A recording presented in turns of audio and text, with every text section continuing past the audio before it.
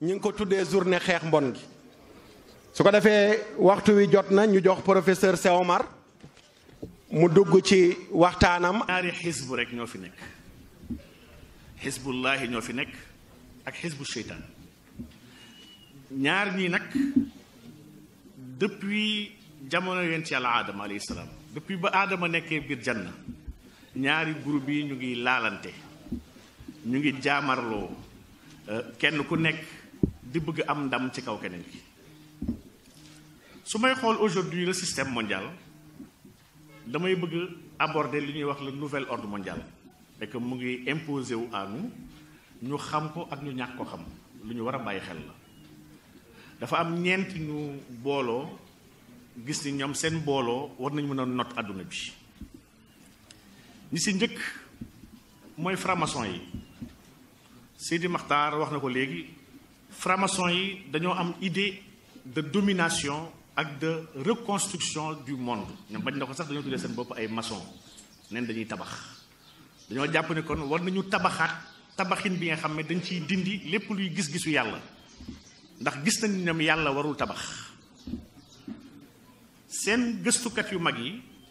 dañoo jàng ñoom ne yàlla ba mu sàkkee aadama alayhi salaam ba li fa xew-xew alxuraan nettali nañu ko ci nu mu dàqee iblis ne ko génnal fii iblis ñaan ko ngànt ñaan ko dele ñoom dañoo gis ni yàlla àdduna bi iblis la ko yàlla jox daf ko dàqoon àjjana ndax aadama moomam àjjana waaye iblis moomam àdduna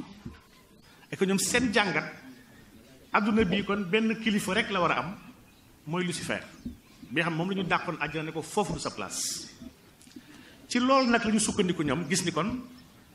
Lucifer bëgg-bëggam te mooy ki yenu leer yi moom la ñu war a doxal ci kaw suuf quitte à combattre toute forme de religion lii kon lu ñu war a bàyyi xel la ci suñu ay données yeneen kuréel yu bokk loolu dégg ngeen jamono bii féministes yi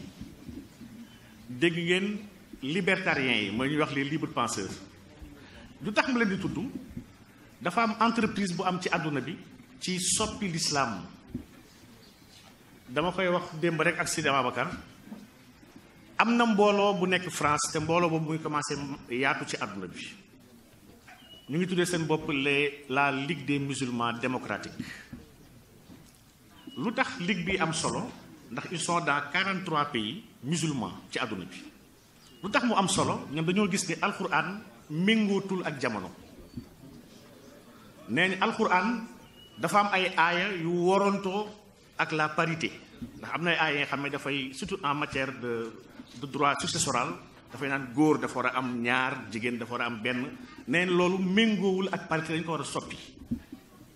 ñaareelu xeetu aaya yi dañoo gis ne am na ay aaya yi nga xam ne aaya yooyu dafay woo ci mbañ lu ñuy wax les sémites am dafay woo jullit yi ñu jaamarloo ak yahut yi dafa am discours bu xaw a dëgër bu muy am ci noonu yàlla yi ñu gis ni aaya yooyu entrave la à la paix mondiale dañoo gis ni aaya yooyu ko dañu ko war a dindi donc ñoom seen recensement gis nañ lu ëpp 250 versets du Coran yoo xam ne dañu ko war a effacer ak yeneen 100 et quelques versets du Coran yoo xam ne dañu ko war a réécrire ndax méngootul ak le 21e siècle ñii dañoo am kuréel yu fort bëri ay imam yu ci bokk dans le monde entier nag maanaam ligue la ligue boobu elle a une vocation mondiale yemul si ñoom mu am beneen kuréel bi nga xam ne kuréel boobu ay yahut ñoo ko taxawal soo demee fële ci France ku ñuy wax BHL muy Bernard Henri Lévy yahut la dafa taxawal kuréel bi nga xam ne ne na il faut ñu rendre humain le Coran ñoom 2020 lañu fas yéene génnee seen premier Coran yi ñu pare ñoom 2020 dañ commencé wasaare seen ay alxuraan nañ ko commencé joxe sous fichier numérique ba d'ici quelques années képp ku ubbi alxuraan dina gis message bi nga xam ne lépp luy violence lépp luy mettit lépp luy xeex doo ko ci gis donc lii ce sont des menaces yi nga xam ne ñu ngi peser ci kaw jullit yi et menaces yi dafa sérieux à telle enseigne que jullit yi war nañ ci am jàngat ba pare jëm si andi ay solution bu ñu delloo xool fa am benn jàngkat bu ñuy wax Samuel Huntington xam naa professeur Ndiaye moom dañoo ko xam bu baax donc dafa bind téere tuddee ko the clash of civilization tuddee téere bi le choc des civilisations ginnaaw ba ñu génnee deuxième guerre mondiale mu gis ci civilisation yi laa budda foog ñu jaamarloo foog ñu laalante te foog ñu dóorante mu identifié woon nag 8 civilisations ci àdduna bi civilisation chinoise dafa jàpp ne civilisation bu autonome la civilisation japonaise civilisation indienne waaye fa tuddaale civilisation musulmane mu ne civilisation yi yépp dañoo am vocation dominer le monde et que kenn kese moo ci mën a am ndam donc suñu xoolee kon lecture boobu nga xam ne sur lecture de combat bu ñu inscrire le monde ci lecture de combat boobu islam nekk au centre de ce combat là ndax tam bu ñu fàtte ni ordre mondial bi am instant yi àdduna bi nu mu tëddoo lii doxal àdduna mbirum po la damay joxe misaal rek ne xoolal jamono bi àdduna bi ñu ñuy woowee milliardaire 80% milliardaires yi seen milliards ñu ko jëlee soit ci woy soit ci sport maanaam ay footballeur lañu ay basketteur ay chanteur ñii ñooy milliardaire u jamono ji ñii ñooy staru àdduna avec fo moo nekk aujourd'hui au devant du monde léegi nag système bu moon wax léegi muy le nouvel ordre mondial dafa am ñeenti ponk yi nga xam ne sañ ko laxas bi si jiitu te moo ci ëpp solo jamono bi mooy l'industrie pharmaceutique mooy ñiy jaay garab yi maanaam feebar yu gën a bëri sax ñoom ñoo ko créé maanaam feebar yu bëri mu ngi am jamono bi feebar yooyu du ay feebar en réalité dañ ko créé biir laboratoire di ko sotti population yi ci ndox yi ak ci lekk yi ba pare wëlbatiku ñëw di ko faj lii mooy la réalité aujourd'hui de surmédicamentation sax bi nga xam ne hôpital yi dañ koy def te xamuñu lu tax ñu koy def aujourd'hui dans tous les hôpitaux dafa am benn protocole bi nga xam ne médecin bi ku ñëw ak feebar lii la lay jox ci garab maanaam dañ lay surmédicamenté li lay jox ci garab moom xam na ni yow sax soxlawoo garab yooyu soxlawoo loolu yëpp ci garab waaye ñiy defar garab yi dañuy fay médecin yi lii c'est une réalité te bëgguñu malade bi dee dañ ko bëgg saxal mu dund pour continuer jël garab donc à côté de l'industrie pharmaceutique l'industrie d'armement industrie bu am doole la ci àdduna bi mooy ñiy defar gànnaay yi gis ngeen ni jamono bi l'économie de guerre moo ëpp solo ci àdduna bi maanaam da ngay songu dëkk ne da ngay xeex terrorisme boo xeexee terrorisme bi da ngay andi sa ay armes utiliser ko fa facturer ko dëkk bi nga ñëw libéré soo libéré dëkk ba pare facturer ko li nga fa def ci ay armes ak li nga fa fay sa ay soldats loolu daf la koy fay moom en ressource bi mu am ci dëkkam ba pare sa ay entreprise am priorité pour ñëw tabaxaat dëkk boobu donc dans l'économie de guerre aujourd'hui dëkk bu ci engagé wu dafay gagner 4 fois day jaayee armam day utiliser ay militaires am dafay fayeeku en ressources naturelles stratégiques te dafay yor tout le marché de la reconstruction c'est-à-dire que ñu war a tabaxaat dëkk bi moom moo yor marché boobu donc lii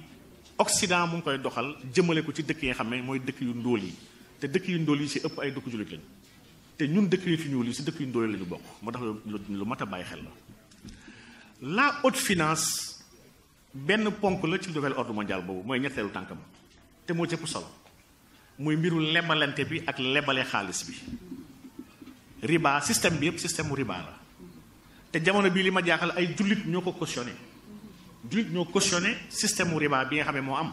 damay wax barki démb ak sama benn xarit rek ma ne ko mu ne ma yor compte bancaire bàyyi fa xaalis denc ko fa ñu lay rémunéré yow si ñuy riba nga bokk ndax boo fa bàyyiwoon sa xaalis duñ ko mën a jël pour lebal ko keneen donc te pourtant ay jullit ñooy jéem a layal lii ba pare bañ ci andi atte yu war maanaam par rapport ak l'islam donc ñu gis ni kon ñii may tudd yëpp muy acteur nouvel ordre mondial yi acteur la ñi nga xam ne seen objectif lu leer la maanaam dëgg ak caaxaan mënuñu nekkandoo sans kenn duma keneen ci ala kulli xaal foog caaxaan duma dëgg rek wala dëgg not caaxaan ñi taxawal dëgg te yàlla tax lii moo waral may wax sànq ne sooy xool l'islam ni ñu koy agressé ci àdduna bi te xetu mbon yi yëpp ñi ko planifié benn ñenn kese la mooy franc-maçon yi ñoo planifié l'homosexualité dans le cadre de la libre orientation sexuelle dans le cadre de la disposition de son corps yëpp ñoom seen ay politique la ñu ngi jamono bi ñu ngi promouvoir homosexualité lu tax ñu koy promouvoir doomu aadama yi ñoo commencé bëri te ñoom dafa am seen gëstukat bu ñuy wax Malthus économiste la gëstukat la gisoo ne doomu aadama yi suñu ëppee yenn ëpp yi maanaam lekk yi ci kaw suuf du doyati pour yor doomu aadama yi il faut kon ñu am plan de réduction de la population mondiale lii franc-maçon yi ñoo ko wax ci jamono bii naka la ñuy limiter la population mondiale il faut ñu encourager homosexualité ndax bu góor ak góor di sëy wala jigéen di sëy jur du mën a am il faut ñu yombal césarienne di xotti biiru jigéen ñi pour ñu mën a bañ a am doom yu bëri il faut ñu wàññi le système immunitaire doomu aadama yi ba duñu mën a jaamarloog feebar yi comme ça seen espérance de vie dina mën a wàññeeku il faut créer des guerres et des maladies pour mën a gàllankoor l'évolution naturelle des humains sur la terre lii plan mondial la bi nga xam ne ñu ngi koy jéem a ut ay antenne dëkk bu nekk pour mën koo doxal donc franc-maçon yooyu nag nga xam ne ñoo am plan boobu l'islam mooy seen premier défi ndax fàggaagal nañu christianisme te judaïsme dérangé wu leen ndax ci plan bi la bokk donc islam mooy diine buy déranger jamono bi ñi xam ko ak ñu ñàkk ko xam bu yeboo nag jullit yi jël si conscience xam ni on va nous attaquer de l'intérieur comme de l'extérieur maa ngi naan de l'intérieur soo demee France am na ay conseils islamiques yi nga xam ne loge franc-maçon yi ñoo ko moom ay loge franc-maçon ñoo ko moom boo demee ba ci mosquée de Paris biir mosquée de Paris si yow ñu ko tabax du jullit yaa ko tabax benn juif ak benn franc-maçon ñoo ko xeex au niveau du Sénat ak au niveau de la commune de Paris pour am terrain bi en subvention naturelle ak pour am un budget de l'État français de 500 000 francs français pour tabax ko donc benn yahut moo ko xeex ku dugg biir mosquée de Paris ku fa mës a dem su fa duggee dina xam ni mosquée bi y a des symboles maçonniques yu nekk dans la mosquée donc lii agression interne la au niveau de l'islam du yem foofu am nañu léegi ay juma biir France yoo xam ne ki koy jiite homosexuel la imam bu siiw la mu ngi tudd imam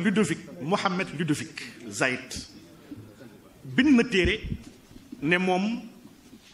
yonent bi sallallahu alayhi wasallam bu nekkoon ci jamono bi dina marier ay góor jigéen yemu ci jël na ay saxaaba yonent bi sallallahu alayhi wasallam yu bëri mu lim leen ci biir téereem ne ñooñu ay góor jigéen la ñu woon te yonent bi xamoon na ko tuddee ko le Coran et la chair maanaam alquran ak ndawal nga gis ni imam boobu dafa jiite benn mosquée bu mag bi nga xam ne tuddee na ko mosquée inclusive bi nga xam ne pour c'est les LGBT c'est pour les lesbiennes les bisexuels les gays ak les transgenres c'est pas le premier ku ñuy wax Kahina Bahloul jigéen la benn métisse tunisienne la ubbi na une mosquée inclusive en France bi nga xam ne góor ak jigéen dañu war a taxawandoo ci benn même sàppe et que jigéen soxlawul muy muuru pour julli ndax muuru bokkul ci l'islam donc xeetu agression yi nga xam ne ci biir l'islam la dañoo ut ay agents yu leen koy doxalal di jéem a sàppe diine l'islam di ko jéem a tuutil sëñ Maxtaar bu may wax ci temps bi may la ma daaleel ci lenn rek di nga fan yi ñu weesu ñu ngi doon waxu homosexualité au Sénégal drapeau bi dama ragal Sénégal ñu ko xamul woon sax léegi mujjee ñu ko xam drapeau bi muy drapeau bu homosexuels yi tànnal seen bopp muy le drapeau de la communauté LGBTIA drapeau bi 6 couleurs la gis ngeen ni rouge a nekk ci kawam orange topp ci jaune vert bleu ak mauve li tax fan yi ñu jugoon ci drapeau bi artiste boobu ñuy wax Wally Seck dafa sol drapeau bi di def concert Sénégal daf ko sol fësal ko ci bés bi nga xam ne jamono yooyu en Europe ñu ngi doon waxu homosexuels yi ak seen ay défilé yuy wax gay pride drapeau bi la sol gis nañu ñëpp ñu ko ndokkeel ci àdduna bi ci ay homosexuels yu nekk France ak yu nekk fii sax Sénégal gis ngeen lii homosexuels yuy doxantu seen gay pride ñoom ñooy yor drapeau bi di ko màggal ndax nee mooy seen signe képp ku ànd ak ñoom moom nga war a yor da nga ko war a fësal ci ay brassard ci ay mbaxane ci ay t-shirt ci ay jean ñëpp ko war a wane fësal ko parce que dañoo war a imposer doomu aadama yi seen existence parce que ñoom dañoo bëgg sëyi seen biir dañoo bëgg dëkk àdduna bi yëpp ñu am fa seen ay àq ak seen ay yelleef maanaam dans 72 pays dans le monde l'homosexualité est toujours punie alhamdulilah Sénégal ci la bokk te Sénégal du ci génn illaa yawmul qiyaam lii ndokkel la bu communauté LGBT yi di ndokkelee Wally Seck ci travers ci Twitter di ko jaajëfal di ko béggee ci fit bu mu am malgré que ñu ngi koy saaga di ko xas ci fësal seen ay couleur imposé ko Sénégal yi ànd ak ñoom défilandoo ak ñoom seen ay bëgg-bëgg. lu tax ma tudd drapeau bi dafa am alxuraan bu ñu jël defar ko ci drapeau bi tuddee alxuraan bi le noble Coran arc-en-ciel drapeau exact bu góor jigéen lañ ci def ci biir alxuraan bi dama nekk di foo sama mbokk aadama moo ma ko jox pour ma gëstul ko Imaam Diop won ko mbooloo bi may foo di xool ne xam ma jël yenn aayaat yi nga xam ne dafay wax ci asxaabu Luut ci suratu Araf aaya 80 ba 84 suratu Huud surat yu yëpp ma koy jël benn par benn di xool aaya yooyu nas bi ci lugatul arabiya laaluñu ko waaye traduction française bi soppi nañ ko maanaam le sens dafa dellu ci jàngale boobu Ludovic waxoon ne góor jigéen araamul ci islam et il défend que Sodome ak Gomorre bu alxuraan tudd te Bible tudd ko yàlla alagu leen ndax dañoo nekk ay góor jigéen waaye fi leen alag parce que ñu doon violer ay gan lii mooy position wu imam Ludovic Zaïk ak yeneen aïma yi nga xam ne dañoo bokk ci kuréelam lii lu grave la ñuy attaquer l'islam dans ses symboles ndax bu ñu fàtte ni islam mun naa wax ni ñett kese mooy l'islam ñett yi mooy pilier l'islam bi si njëkk mooy alquran bu ñu ko commencé attaquer di am